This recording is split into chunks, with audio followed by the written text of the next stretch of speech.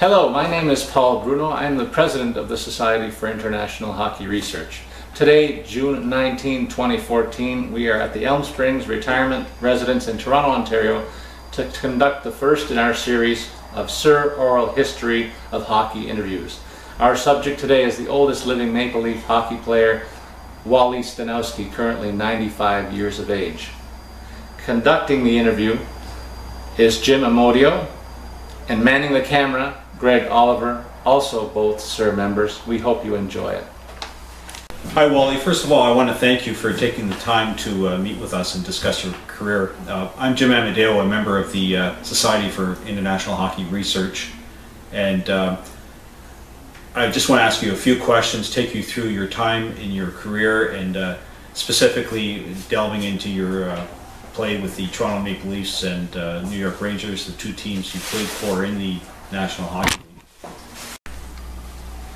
Well, I'm Wally Stanowski, born and raised in Winnipeg, Manitoba, and I was born on April the 28th, 1919. My parents, my dad was a blacksmith, and my mother never did work, but at a later stage she did when she separated from my dad. And I eventually, I bought her a house there, and I didn't pay full price for it, but she moved in and married again, and married a nice guy who eventually bought my share of the house. And I said to him, well, you're such a good man, you pay me what I paid, and that's it. I didn't ask for any. The homes had gone up a little, not very much, but yeah. Wally, can you tell me at what age you got your first pair of skates? My first pair of skates were ladies' skates. Well, prior to that, when I was younger, I had the what do they call them? There's special. There's two tracks on them. It wasn't a single blade. When I got a little older, I managed to scrape up and enough money to buy a pair of ladies' skates, and I had those for a while, and that was my start. And eventually my mother bought me a pair for $2.95, brand new. And they were size 9, and at that time I was wearing size 5. So, but I was supposed to grow into them.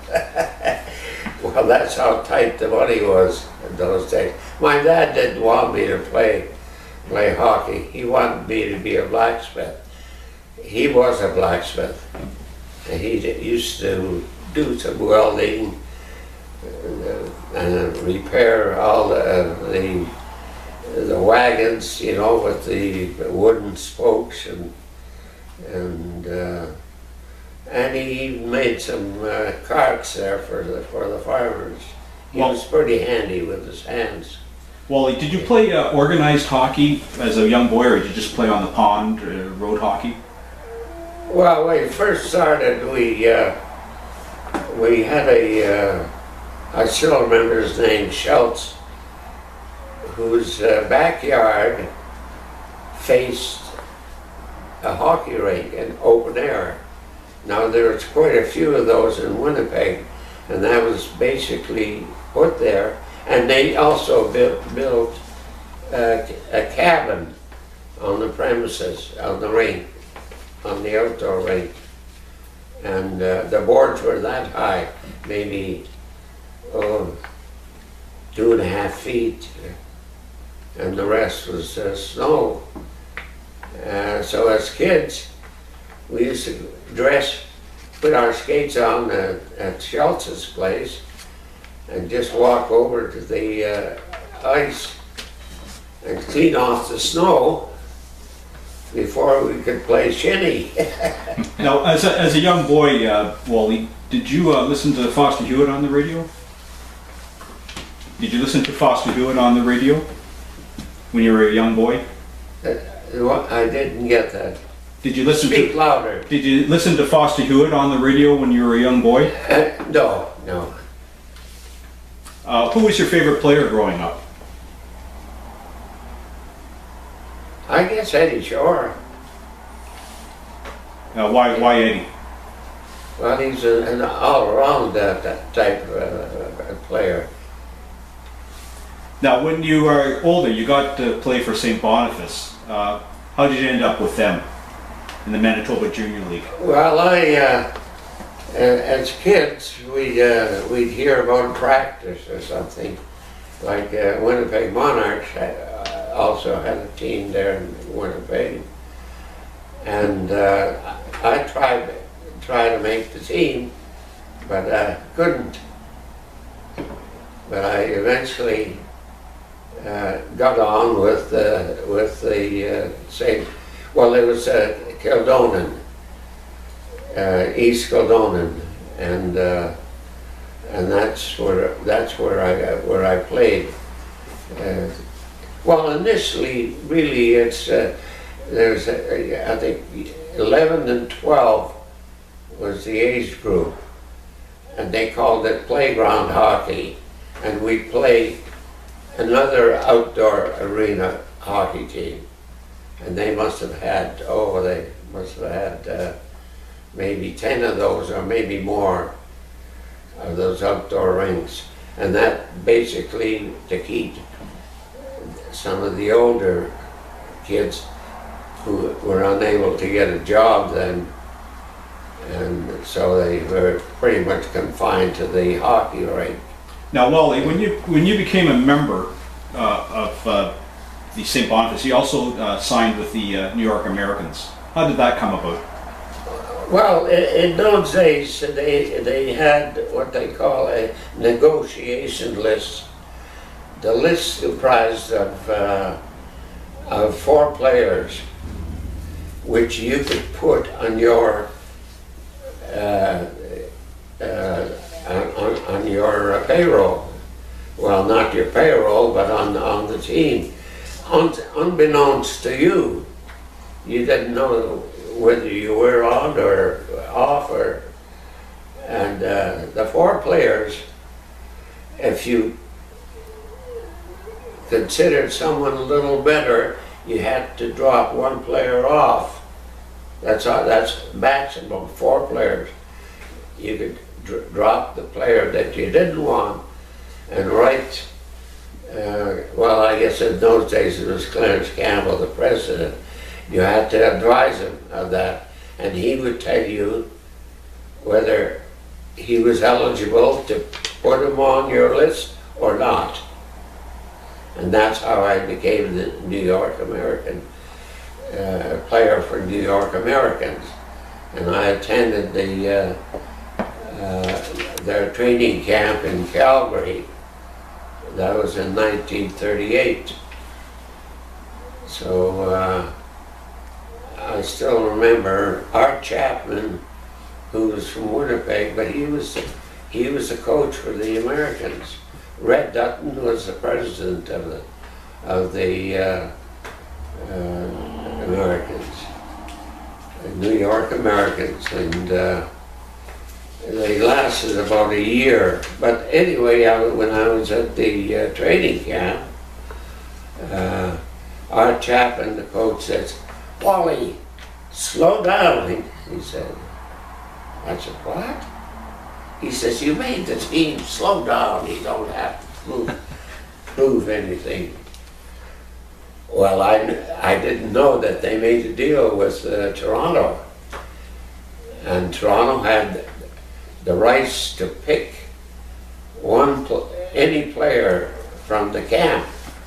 They had the first choice. Boston had the second one. So That's why I found out later, that's why he told me not to skate that hard, and take it easy. Is it true? They didn't want to lose me now. Is it true? Is it a true story that they gave you oversized skates too that you couldn't No, play? no. So that's how I became a Leaf. And of course the Leaf saw me play in 1938, playing Oshawa. And I was the star of our team. And well, Billy Taylor was a star on Oshawa. But we found out that the first game there, we never played artificial on artificial ice. We always played on natural ice, which is it's fast, a lot faster than the artificial. So we found out that when you made a pass, you have to speed the travel of the puck, otherwise the player wouldn't get it in time. So it was a detriment to us.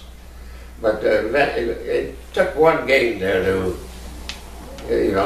get used to it. Now, Wally, tell us about the letter you got going into the final game against Oshawa.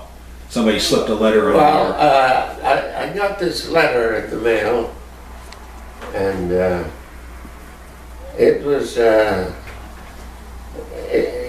was no signature on the letter, but the letter stated that they'd give me $100 to throw the game, and Billy Ray was supposed to get $50 to throw the game.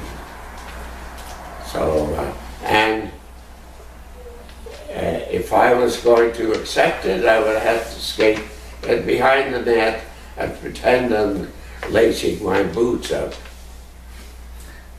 So I was going to do that just for the laughs, but I decided against it. So that's when we beat them. Well, the last game we beat them 7-1. Now, what was it like coming to Toronto and playing in Maple Leaf Gardens as a young kid? Well, they shipped me off to the first year I played in Syracuse, New York, and they had so many defensemen there, too many. So I played left wing, but not for very long, because I still recall, well, you remember Red Heron, he came from Toronto, and he roomed with Jerry O'Connell. And so we arrived in Syracuse, and we stayed at the hotel the first night before we could get any permanent accommodation. So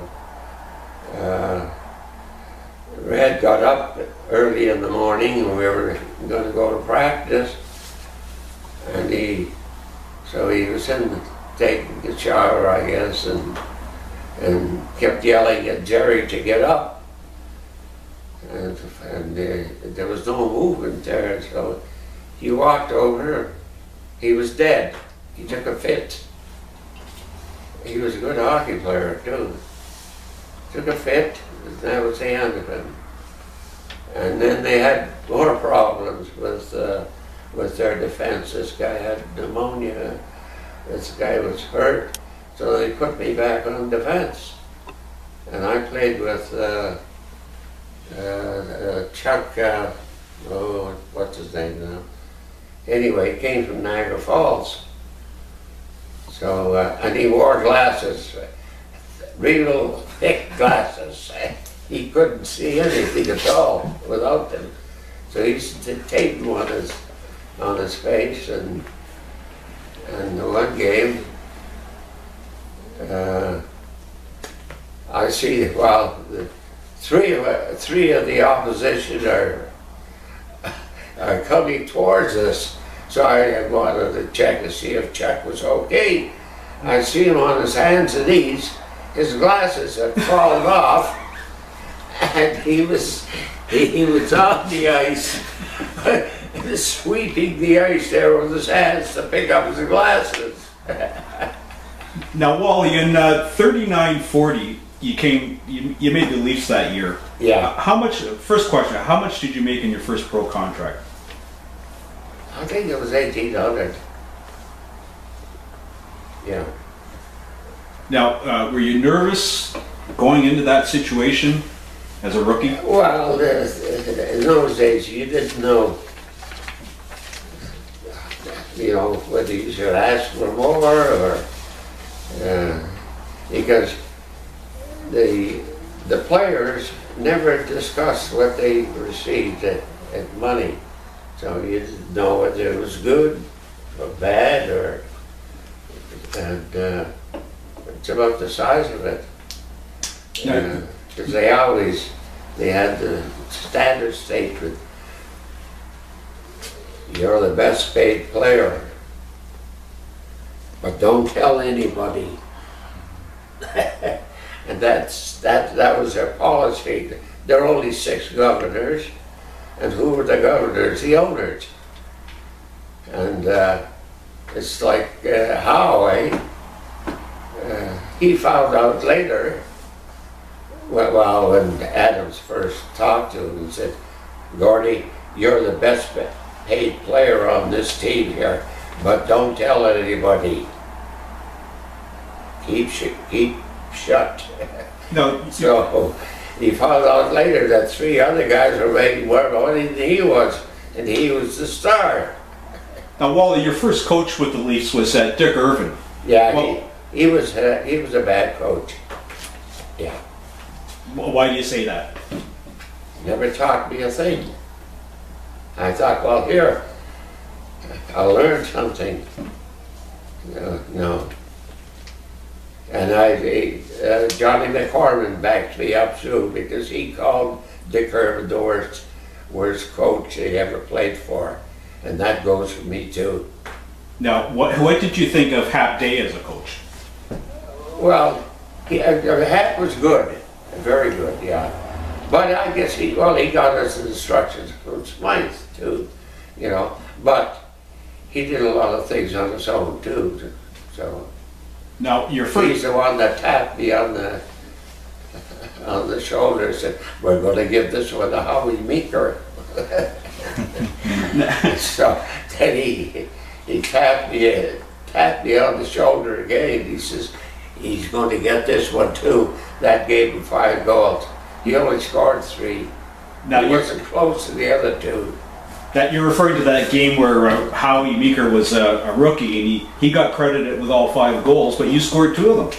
Yeah, I scored 2 of them, yeah. Now, your first defense partner was Bingo Campman. Bingo. What was Bingo like? Because you both seem to complement each other. He was the puck carrier. I was the puck carrier.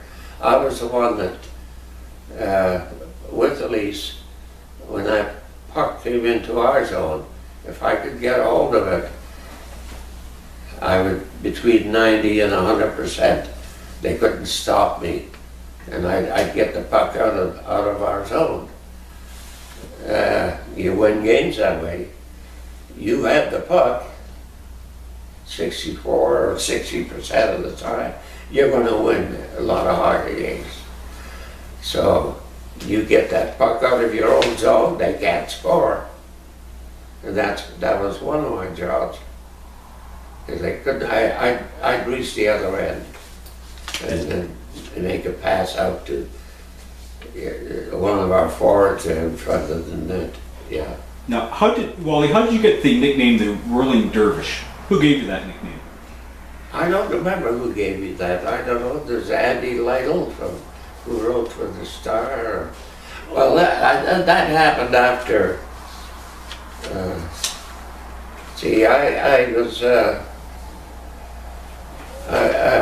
I was a training camp in St. Catharines, and Pete Langell, who also from Winnipeg, we used to travel together, to a training camp. Well, it was the last day of training camp. His wife and my wife came down the last day. They had the Whites playing the Blues, and from that they picked their team. I knew I made it. And Pete thought he made it too, but the last minute, Smythe decided to send Pete down to Pittsburgh. So they started looking for him. And someone said, well, he was with Wally. So they started looking for me. We got in a little late when Donald Lewis in there had a couple of beers, and then we had the women sleep with us at the camp there, in our beds. So Smythe didn't like that. So he didn't play me for half a season. I'd be out maybe once.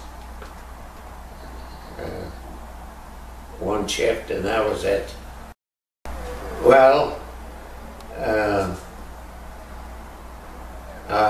getting back to my hockey career, I played midget and playground hockey, midget and juvenile. And the juvenile team that we had, there were 5 players that made the NHL. Billy Ray, Terry Reardon,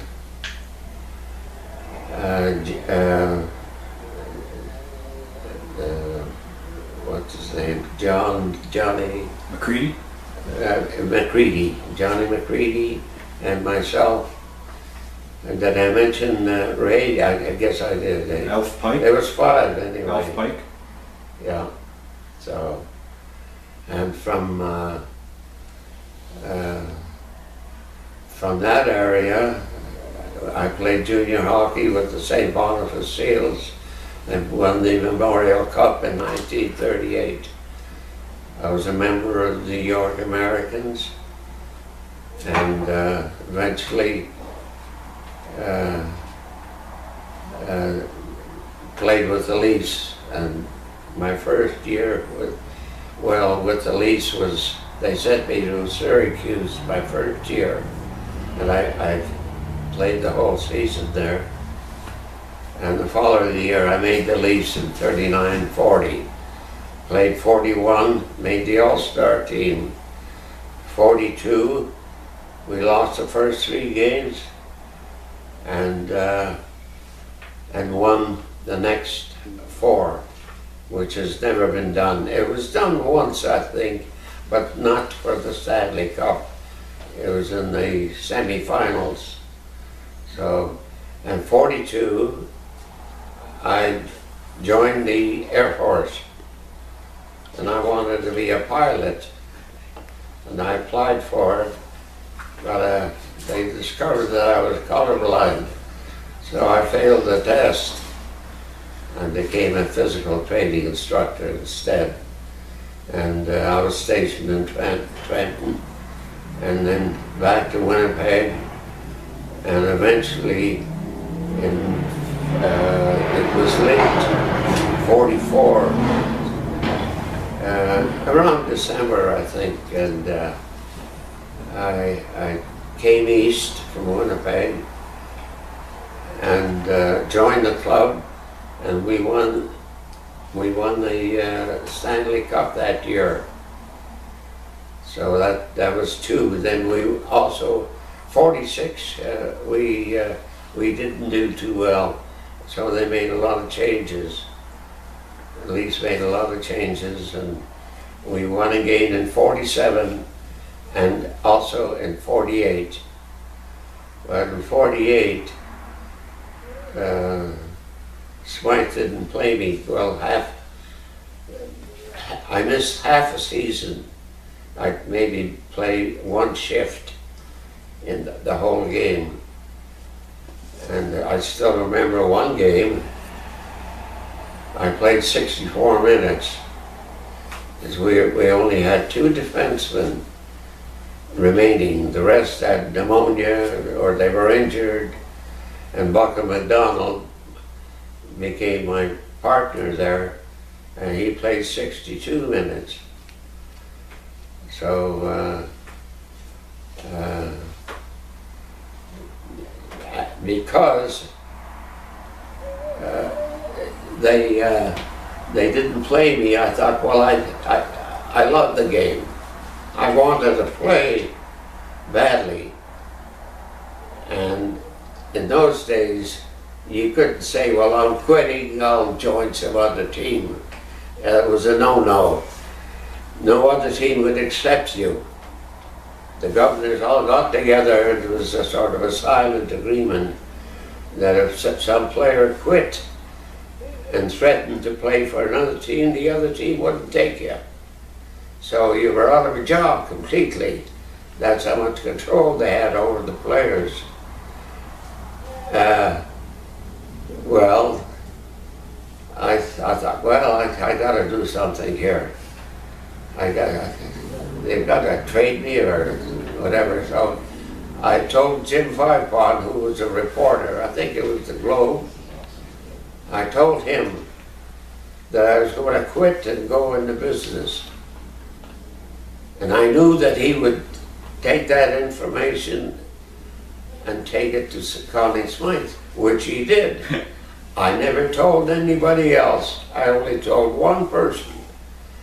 And Smythe got all the information there. So he didn't want to lose me and get nothing. So he eventually spoke to New York Rangers. And about a month later, I got a call from Connie Smythe. The secretary came on. She said, Mr. Smythe would like to talk to you. I said, fine, put him on. He said, Wally, anything that Frank Boucher says is okay with me. That was the end of the conversation. Not thank you or nothing of that sort. So Frank Boucher said, would you like to have breakfast with me tomorrow morning? I said, sure. I'll meet you at the Royal Yard, and we had breakfast. He says, I understand you're quitting. I said, I had no intention of quitting. I want to play. Fine, he says, we'll make the deal. So he got two other Winnipeggers. The Leafs got two other, Bill Justa and Cal Gardner. They became Leafs, and I became a Ranger. And that's about it. Wally, in your first year with the Leafs, you finished second in the balloting for the Calder Trophy. You lost out to James Kilby McDonald. Were you disappointed that you didn't? Well, at that time, sure I was disappointed, but I thought, well, that's the way the cookie crumbles. I've got to go along with it. I had no choice in the matter. Now, in 41, your second year in the league, you seemed to hit your stride because you made the first All-Star team along with Boston's Clapper. You were getting noticed. What made you stand out that year?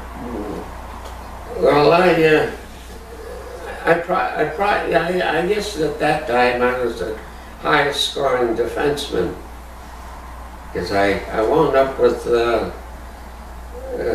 21 points, which was a lot for a defenseman because they never did carry the puck. Defensemen weren't accustomed to that type of hockey. And that was the way I played, even as a junior. I always used to carry the puck out of our own zone and always wound up on the other, at the end of the rink there, on the opposition side. So that's about it in the thumbnail. You've stated in the past that your All-Star selection was one of the proudest accomplishments you had in the game. Yeah, I would say so.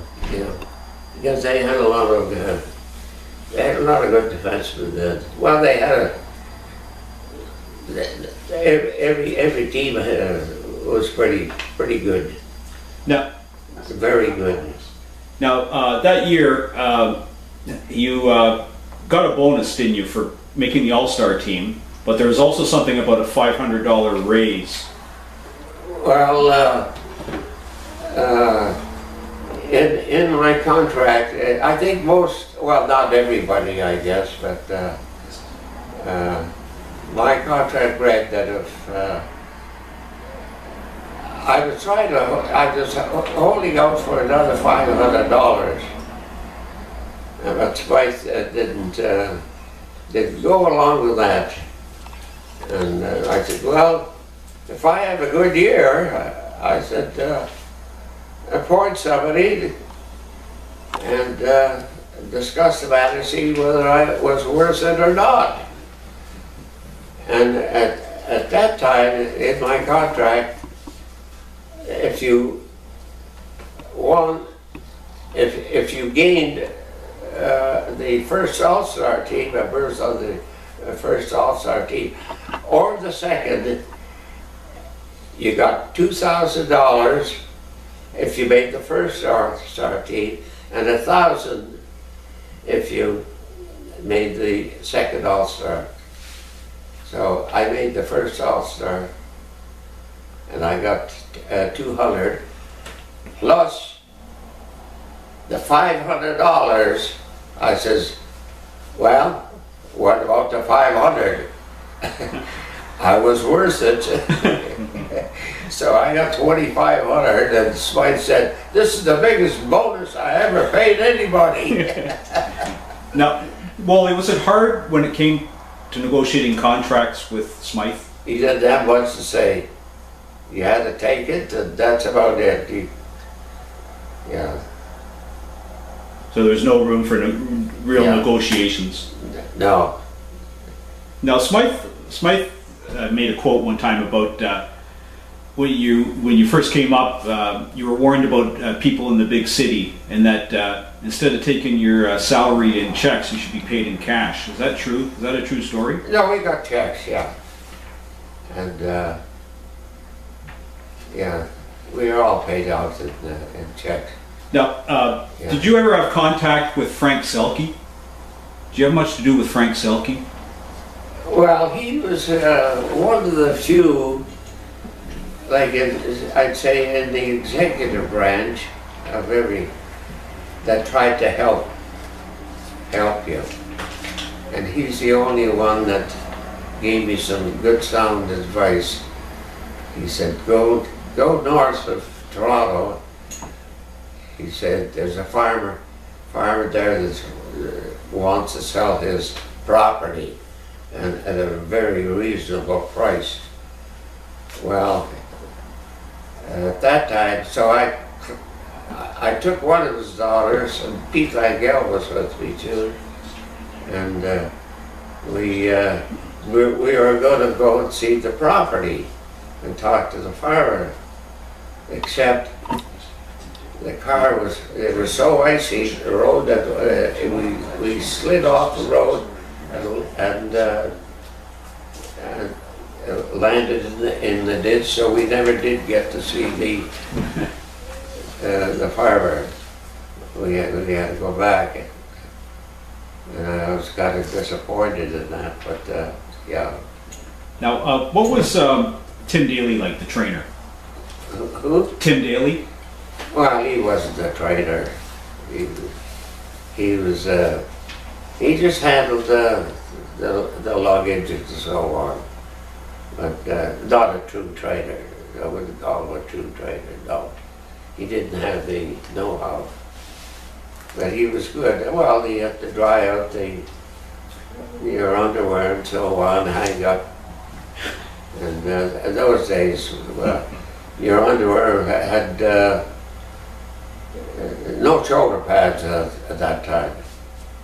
It was a piece of felt over your shoulders and partially over your chest and only halfway down. We had elbow pads, and that's about it. And the pants were maybe, well, I don't know whether you can see that in some of the pictures, but your pants had the bamboo rods at the front of the pants for protection. There was a bunch of them. Now, Wally, can you talk a little bit about the train travel back in that era? It seemed to be like a good way for team bonding, but there must be some great stories that happened once you left Union Station and headed. Yeah, well, see, Smythe was always against beer, right? And you know, after a game, say Saturday, we always seemed to play on Sunday also. And we traveled by train to Detroit. We'd leave Toronto at 3 o'clock in the morning, but the car was set aside for us. And then they would hook up, and then we'd get down to Detroit, maybe have a little nap after that, and then play hockey. And the return was much the same. They put the car on the side, and we could climb aboard after the game. So, well, we used to play cards on the train, but never poker. That was against the rules. So. What was the beer story, Wally? You had a beer story? Pardon me? Something about beer? Getting beer onto the train? Well, you couldn't have beer on.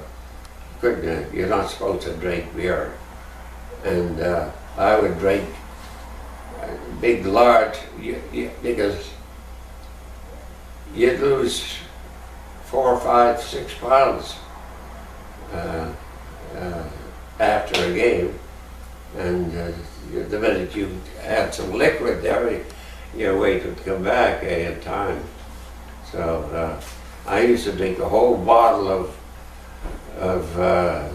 cola or whatever was available, and then more water, and because you lost so much,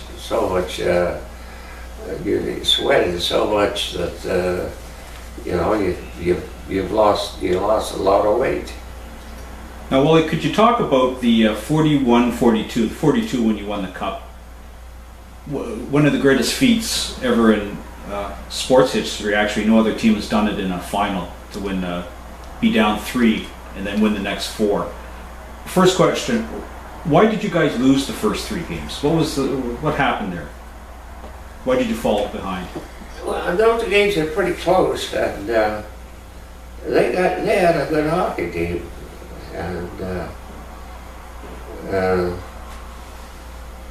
well, after the big change came in when we lost the 3rd game, because the puck was, I was playing left defense that time.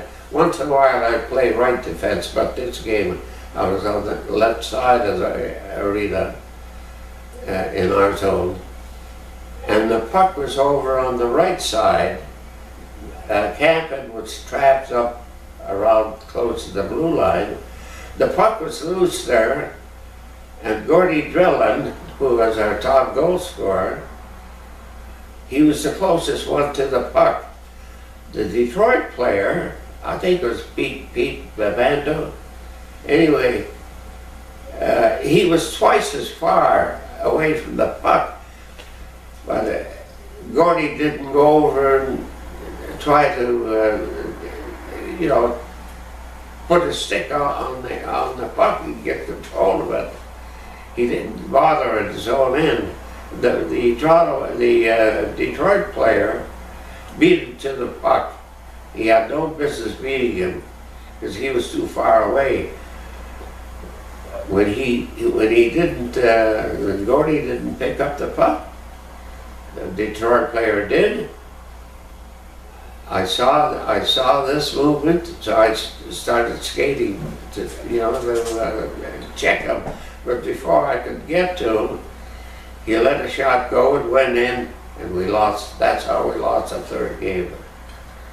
Well, after that, we in the dressing room we had a meeting, and Smythe was there and gave us a little speech about the the little guys up north who were Leaf fans, and they said, now, you single guys, you stay away from the women. And he says, that goes for you married guys too. So, but it was Colonel McBride who was the key speaker there, because he said, fellows, we're going to win one game at a time. You can't win 4 games in one night. So he says, we're going to score. We're going to win one game at a time. He says, and don't read the papers, because we are going to make an announcement that it was never done, and that the Leafs were finished. And well, of course, the Detroit players read that too, when the Leafs were committed to losing. Well, we won the fourth game and the second game, so that's 2 games, and by now there was a little bit of pressure.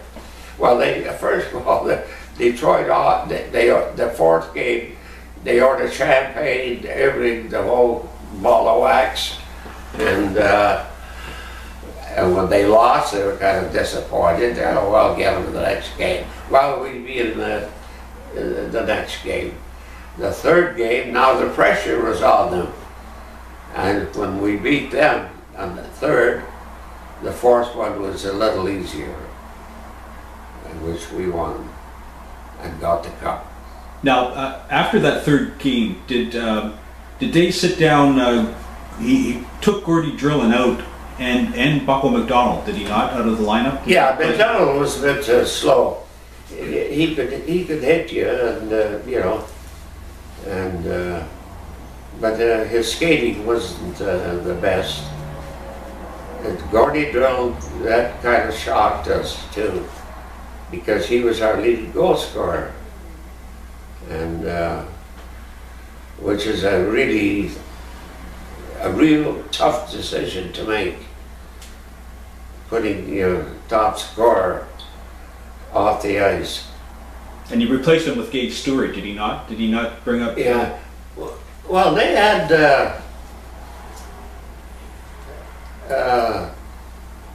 Smythe always was in the habit of, if you can remember the Metz boys, Nick Metz was, he was a regular and a good hockey player. He was a fire boy. And he had a brother too, Don Metz. And Smythe always, Don Metz played in the minors, but every playoff that the Leafs were in, Smythe would bring Don up. And would you believe that Don Metz was on 5 Stanley Cup winners? Unheard of. Underrated, because he was a good hockey player too. There was no room for him, you know. But he was a good, and he could hit and he could score goals, and 5 Stanley Cups, and I think he only played about 72 games. Now, Wally, when you won Game 4, did you, in the dressing room, could you feel the momentum changing in your direction? With that winning that one game, was it that much of a lift, or did you just follow that one game at a time philosophy? Well, that's what we were playing, win one game at a time. So, which we did. Now, there's a story always floating around that a young girl wrote a letter to Hap Day, and that he read the letter to you guys in the dressing room. Do you recall that at all? Some little 11-year-old girl had wrote a letter, and No, Now, can't recall that though. what was the feeling of coming back and winning that 42 Well, Cup? we finished off we beat Detroit in Detroit, and so we were coming back naturally on the train because we never did fly.